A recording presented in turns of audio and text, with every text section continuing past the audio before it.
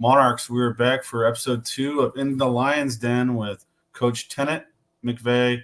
How you doing, Tennant? I'm doing well, guys. Just finished practice up here for the day and getting ready for the William and Mary game tomorrow. So all's well on this end. All right, so since we last talked, 3 games, 1-1-1 record. Talk to us about your competition and your team. Like, how are we getting better? Uh, Great question. It's been a little bit of Jekyll and Hyde over the last sort of 2 weeks. We went down to Campbell, difficult game. Campbell made it difficult for us, scored early, and even though we controlled the game, we couldn't find a way to get back into it. And that early season, we were scoring a lot of goals, sort of turned on itself a little bit. We couldn't get back into it. And I've told the guys I had to hold my hands up a little bit. First 3 games on the road, it's never easy to do that. And then coming home, obviously, we had that 2-day game with Radford where we started on the Sunday night, finished on the Monday morning, and were able to get over the line with a win. And then this past weekend against UMBC, we was probably the best that we've played. And that's, that was, I told the guys after the game, that was the most important thing. We played well, and we hadn't done that all season. So 1-0 up at halftime, we were cruising. We should have scored another couple and didn't. So that's a big lesson that we need to learn. You got to put teams away. And UMBC, credit to them. They're a team that very hardworking, really blue collar, and scored a scrappy goal in the second half, and we didn't get the win that I think that we deserve from the game. So we've been learning lessons. I keep saying that, and we got to stop learning lessons and put performances together. So we're really hoping that we can do that tomorrow night against William and Mary. All right, Tennant. So last Sunday, we had Radford. Now, that was a bit of a weird one. You guys started out, the weather got crazy, and then obviously the ladies were going to be playing LSU afterwards. So I think ultimately both of you guys must have got together and decided that you were going to finish your game the next day. Talk to us about have you ever been in a situation like that where you had to continue a game the next day? And then what's the conversation that you have with the guys to make sure they're in the right state of mind and then their bodies are right? How do you do that? Well, it's kind of a weird. There's rules around it. So if we wanted to play again or finish the game on Sunday night, you have to do that within 3 hours of the start of the game. So as that was creeping up, we kind of knew that the weather wasn't cooperating. And thankfully, Chris Barrett and the guys up at Radford, they were able to stay and for us to finish the game on Monday morning. So we knew quite early on that that was going to be the case. And then getting that message to the team, that's easy. They want to play the game. So finishing the game is what they wanted to do. The challenge then is, how do you make sure that they stay in the right frame of mind? It's 1-0. You're going back into the game 1-0 up. How can you continue the mindset of, okay, job's not done. We've still got 45 minutes to play. We've got to finish it off. So we sent them off. We fed them. We made sure that they were getting off to sleep. And then we had to get up in the morning, and there was even more trouble in the morning with some more delays just with the weather. And I was squidgy in the field for most of the warm up just to make sure that some of the areas were cleared up. And it was a cagey affair. We had to kind of joystick it a little bit. We were a little bit sleepy. Radford had the momentum because they'd got a good night's rest. They were able to regroup a little bit and figure some things out. And they put us under a lot of pressure by being very direct. And we had to deal with that. And while we weren't able to get another one to kill the game off, we dealt with them pretty well and weren't really ever in danger, I don't think, of conceding. So it was a little bit shaky at times, but it was a job done, and the players sort of finished it off in the right way. Real quick before I give the mic back to Mike, my games are all flowing together because you've had 3 within a pretty short period of time. Was this the one that Will Arneson had that ridiculous goal where he stopped the ball kind of with his chest and then hit it with some top spin over the keeper? It was that, and that's what William's capable of. He is one of those players that has the ability to do special things. He nearly scored again on Friday night against UMBC in a similar fashion. But great strike. Timmy put him under a little bit of pressure with the ball into him. He took it on the chest and hit it first time. And that's, like I said, that's what he's capable of. So it's one of those ones I think we should have maybe got it a little bit quicker to Sports Center, but I don't have them on speed dial. All right, so obviously terrible weather for that weekend. You played last Friday at home. What was the pitch, getting the pitch back in good shape? What was that process like? Well, it's an interesting one because our field drains very well. It always has. So there wasn't too many issues. And the grounds crew did a great job making sure that we were ready to go again on the Friday. It had plenty of days rest. There weren't too many divots. Again, it takes the water well. So we were fine. There was no problems, and it looked really well on Friday night. All right. So we were talking earlier before we started about the crowd on Friday, but you gave us a little insight about how that crowd came together and what your staff is doing with the community. Can you tell the fans a little bit more about that? Because I think it's pretty cool, the outreach that's happening, and I think they need to hear about it. Yeah, look, when I was fortunate enough to get this job, one thing I've always been really big on is community in soccer. It's a grassroots game. It brings communities together. And obviously, over my years here, it's fantastic to see not just local soccer kids, but kids in our community, the ones that live down the back of the street there off Powhatan, and to see families come in here and enjoy soccer at many levels is fantastic. So our big drive right now is how many kids can we get in the door and how can we make it an attractive proposition. If they want to come and watch the game on a Friday or Saturday night, then parents are going to bring them. So Ryan and our marketing team have done a great job. It was youth night on Friday, so we had kids in free. We had lots of families. The guys were signing autographs after the game on the pitch. We had a U15 group in from Chesapeake United who actually joined us. They joined me at the warm up, and I was able to speak to them about what the players were doing, why they were doing it. They got to tour the facility, and they got to ask the guys some questions after the game. And for our players to be able to give insight to the next generation of players coming through is invaluable. Like we always say, there's so many coaches out there. You want to play college soccer, you want to play college sports, but you have to go and see it. To see what's the level like. Am I capable of doing this? Is this something that I really want to do? And I think us being able to open the doors up to our community and to some of the young players in Hampton Roads that are thinking about playing Division One college soccer, how can we entice as many of them in as possible? Because it's a fun evening. We're playing some good football, and it's so rewarding for us as a staff and as a university to see so many families join us. All right, Tennant. So one of the things that the three of us have talked a lot about is kind of your plan throughout the season to have this team continue to improve as a team. So you played UMBC, 1-1 to a tie, but you seem to be really proud about that and the way that the guys played. Talk a little bit about what you're seeing those guys as they come together. Well, I had asked the players, we've been really careful with our language. We want to be able to control the tempo of the game, and we hadn't done that in the games prior. It was maybe we had 15, 20 minutes of us controlling the ball, creating opportunities for ourselves, and putting the other team under pressure. And we just hadn't done that consistently enough. And for longer periods on Friday, we were able to manage that. The first half, I thought we played the best football of the season, and we were able to carve them open a little bit and get into some of the really good areas. I got to give credit to my staff who did a great job with the scout and breaking down UMBC for us. In reality, we created a lot of good chances. With that process now, it's okay, we've got into good areas. How can we now be more clinical in front of goal? So this week, a lot of us, we've got to the byline, we're getting into the box. What's our final ball look like? How should we be finishing? What's the techniques that we need to be using? So we're trying to turn that one goal now into 3-4 goals and just be as clinical as we can when we get into the final third, because we have done a really good job up to this point of getting there.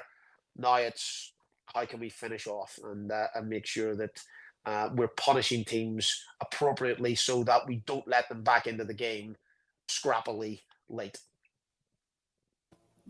All right. So this week is going to wrap up non-conference play. We play William & Mary on Tuesday. Can you talk to us about the Tribe and what kind of soccer they play? Yeah, William & Mary has always been, a rival of ours in state up the street.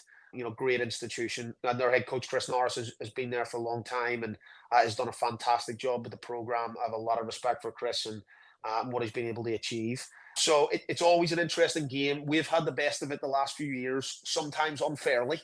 They've had some good teams and we've been able to sort of grind out some results. They are going to try and play a bit of football. They're going to try and control the game like we will. So we're going to have to do a better job on the defensive side of the ball to make sure that we stay on it longer. So it's always a good matchup. There's always a little bit of rivalry. A lot of the guys know each other, played soccer against each other, especially the local guys growing up. So you're going to see some matchups that way, that it's friends versus friends. And we've got some Williamsburg boys on our team as well. So that's always an interesting flavour to it. But the greatest of respect to Chris and his staff. So really looking forward to another great game. And obviously they've played 4 games so far. They're doing pretty well. They're 2-2 and they've had some good results. So it'll be a good matchup and we're really excited about it. Yeah, that's about what I was going to go. I was going to ask you. They just lost 1-0 to Hofstro's ranked number 24, and they've played Longwood, who you guys, in the preseason or the exhibition you guys have played. So, was there, as a fan coming to watch this game, I think I asked this to you in the last episode. In this particular game, is there one thing that you would tell a fan who's not superbly trained in the game of soccer that they should watch out for in this game to know that it's going well for Old Dominion? And that's a great question. Are we able to look into wide areas and have success penetrating, creating 1v1 situations with their fullbacks and then getting numbers into the box? That's going to be key for us as we look to this game. So, we know that we've got some exciting players in wide areas that we're able to create 1v1 situations and overloads for us. So if we're getting the ball wide and we're getting to the byline, and then getting those deliveries into good areas, that means that we're probably going to be on top in the game. And Sunday at 6 p.m., we play George Mason at home. Yep. Another opportunity for fans to come out and support this team. Talk to us about the Patriots out of the A10. So, it's an interesting matchup. We've played them the last 2 years. Rich Costanza is the head coach up there. Me and Richie had a couple of head-to-head battles in college. He played at Maryland back in the day, so I've known him for a long time. And is a young coach who has tried to put a stamp on things up there, and they're getting it right this year, so it's great to see that. They're going to play a really possession-based style of soccer. So he's really particular in the way that he wants to see his teams play. That's evident kind of in their style. So it's going to be an interesting matchup. Like I said, we took a win a couple of years ago, and then we went up there last year and got a tie. So it's in-state, another rivalry game, but they're going really well this season, and they've had a really good start. So I'm interested to see what they bring down and how they're looking. I haven't actually watched them properly yet. I try to not get too bogged down in the one after the next one. So after we get finished with William and Mary, I'll sit down and pick them apart a little bit and see what we're looking at. But to be home again and to be playing them it'll be a challenge for us, because I think they're sitting quad 1 right now, sort of in that top group, just with the games that they've played. So there's RPI and the other implications there that become important with it. So, but we'll turn our attention to that as we get a little bit closer to the time. You talked about tempo and how the UMBC game was the first one where we really kind of started to control that tempo. I'd like to talk to you about defensively. How have we grown as a team so far this season? Another great question. And it's been something that we really turned our attention to last week. We were giving up too many goals. And what you need to understand, there's a couple of sides of this. There's what we would call pressing or pressure. How do you affect the other team higher in the field and make them uncomfortable in them doing what they're trying to do? And then the second side of it is compactness. How can we make our lines between each of our defensive banks as tight as possible so that there's less space for the other team to play? And early in the season, we were getting that very wrong. The distance between our back four to our midfield was too big. The distance between our back four and our forwards was too big.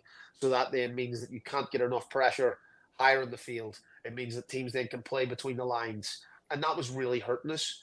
So we had to go away and we had to go back to basics in terms of, look, as the ball moves negatively, we move positively.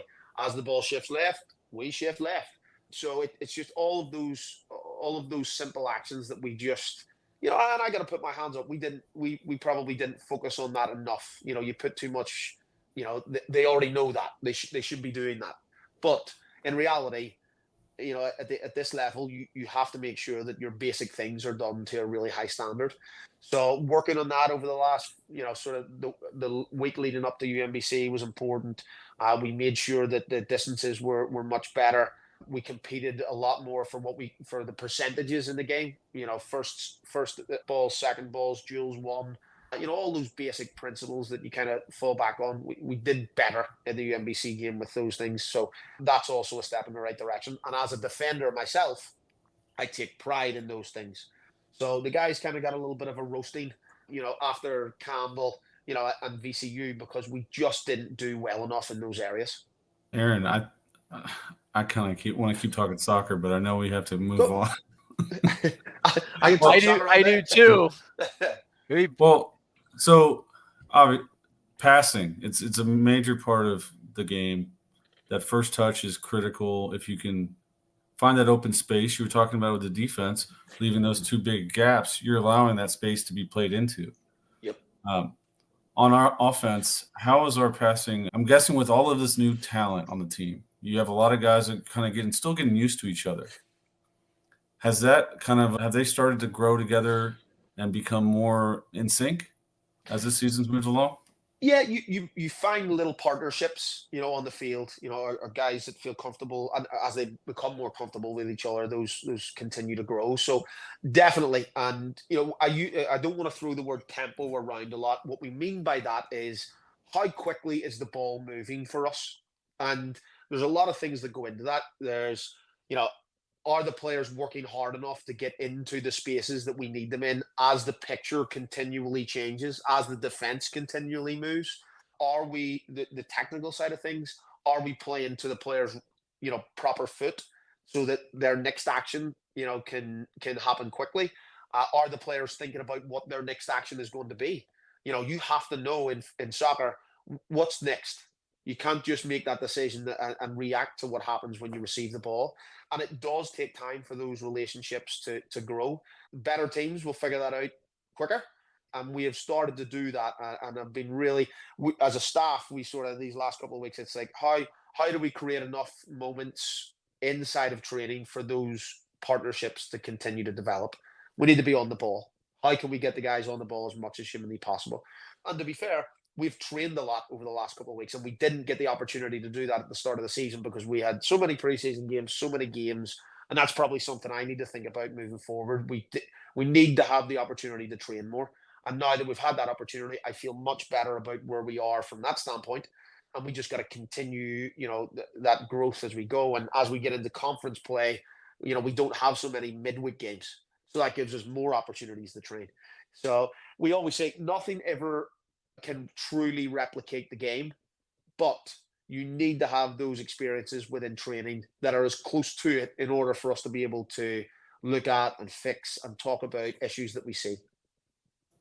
I love that you talked about the bright foot being passed to, like, because that's something I didn't play soccer. I played football growing up, played basketball and baseball, but I can kind of equate it to a pass in basketball. If some people prefer a bounce pass, some prefer a chest pass, or in football, the difference between a left-handed quarterback and a right-handed quarterback is huge. The ball's moving a different direction, and it takes you time to get used to. So it's kind of interesting to hear that it's important to get it on that right foot or I left foot, always depending I on the love to player. use this analogy.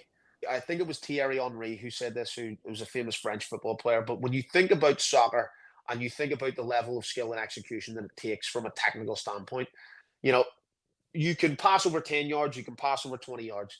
But there's a lot of passes that are over 40 and 50 yards. And you have people who are running at over 20 miles per hour. And really good players have the ability to play passes with the right rate, the right weight, so that the player who's running 20 miles an hour moves on to it and can continue moving forward at that pace. The level of skill that requires is unbelievable. It's not easy. And I think sometimes a lot of people who are laymen to the game and don't really understand it completely don't understand the complexity of how difficult those things can be. And it's easy for us all. I do it with American sports. I'm watching the football games this weekend, and I'm a Bengals fan. I'm watching my Bengals yesterday and I'm getting frustrated because, we can't catch anything. But I'm the layman sitting there going, well, I could have caught that. But you just don't realize how difficult these skills, are to execute. So I always think it's interesting when you run those comparisons and you think about these sports. But, these guys are able to do some, unbelievable things, even at this level.